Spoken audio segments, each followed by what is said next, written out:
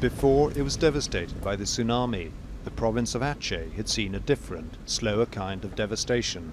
A 28-year-long civil war which had left an estimated 14,000 dead. More than a week of negotiating with the GAM brought me to this bleak landscape, where the only people we saw were body collectors or scavengers. No aid workers come to this rebel area, it's simply too dangerous. I journeyed on into the hills. If this came off, I'd be the first journalist to meet with the separatists since martial law was introduced in 2003. I met up with GAM fighters. They led me a short distance through the jungle, where branded as terrorists and living as fugitives they hide away. Meeting with the rebels is strictly illegal.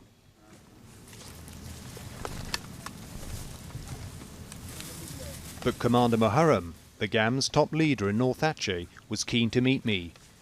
He'd trekked for 14 hours through the night. He wanted to explain the GAM struggle in one of the world's longest-running and least publicized civil wars. I wanted to know how the tsunami would affect the conflict.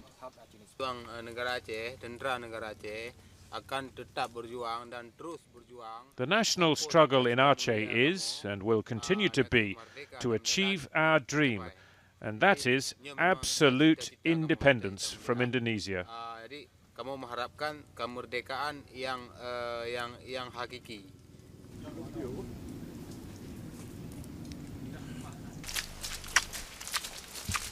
I was taken to their camp along the coast. The Indonesian government claims that the rebels financed their cause through extortion, theft and ransom. But despite the government's warnings to aid agencies, the GAM have never been known to kidnap foreigners.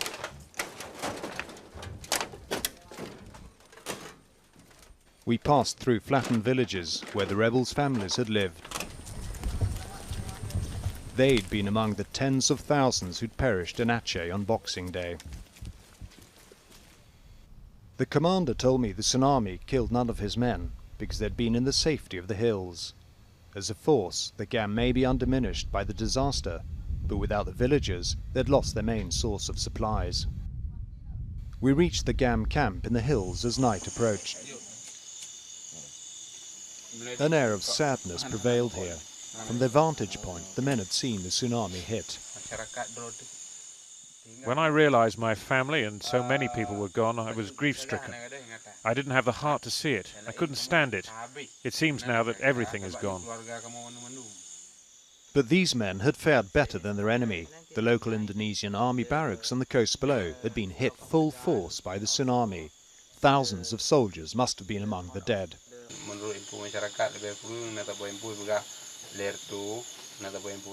The units which were at Linki and other places nearby, including a mobile brigade, were gone, and also an entire battalion. This is from the information I have been given by locals.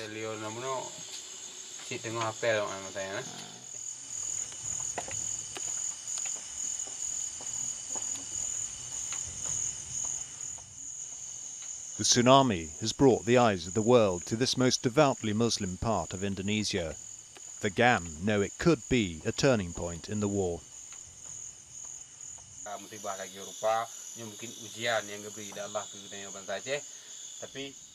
Perhaps the tsunami will be a test for our struggle, but the nation of Aceh will see this as a lesson, and we will continue to carry on with our dream for complete independence.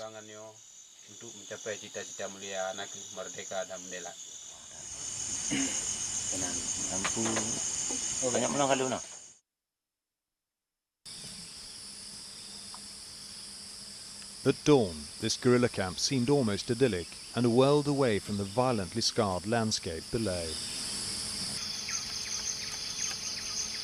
In a place also scarred by violent conflict, the government, the UN and the rebels have all now promised to push for an end to decades of bloodshed. The GAM declared a temporary ceasefire the day after the tsunami. But even as the government talked peace, its troops were sweeping the hills, searching for the rebels who they accuse of looting and robbing aid convoys. So Aceh remains in a high state of tension. The commander's nervousness had soon become evident.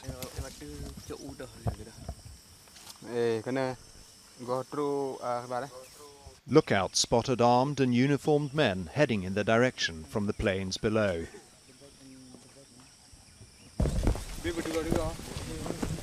The fighters rallied to investigate.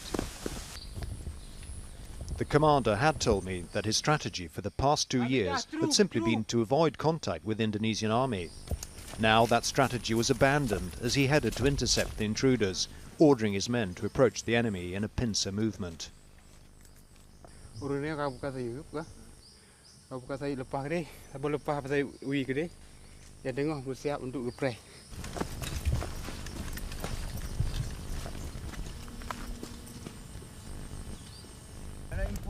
Suddenly the commander realized they weren't enemy forces at all, but his own men. They'd been escorting some villagers to a refugee camp. He was furious that they were returning later than ordered and that they hadn't called him to say when they were arriving. What he didn't know was that their mobile phone batteries had run out.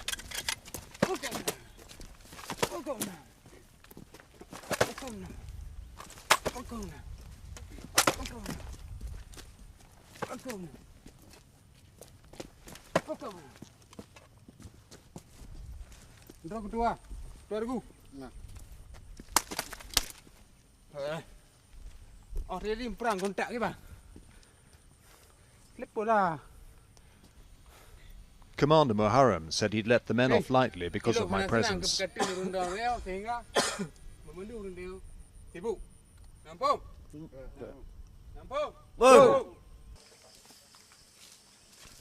Back at the camp, his mobile phone was a constant interruption.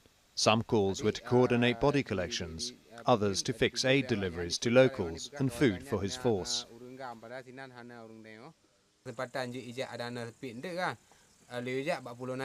If you have time, please send 40 packets of rice.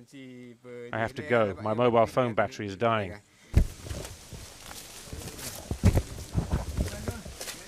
The proposed ceasefire would benefit GAM, not the Indonesian army. On the run for 2 years, the rebels need to regroup. They know the government's unlikely to allow that. At some point, they'll attack us again. We have learned to expect this from our previous experiences.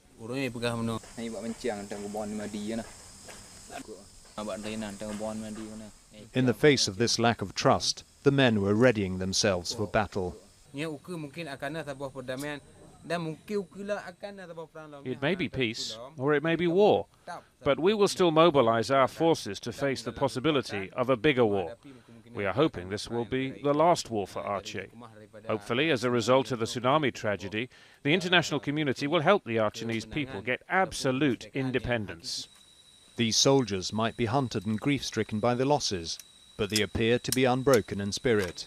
The men I was with, although few in number, were well armed and organized. They're ruthless in their dedication to the cause, an independence that Jakarta is unlikely to allow. And that bodes badly for the people of Aceh, who have already suffered so much.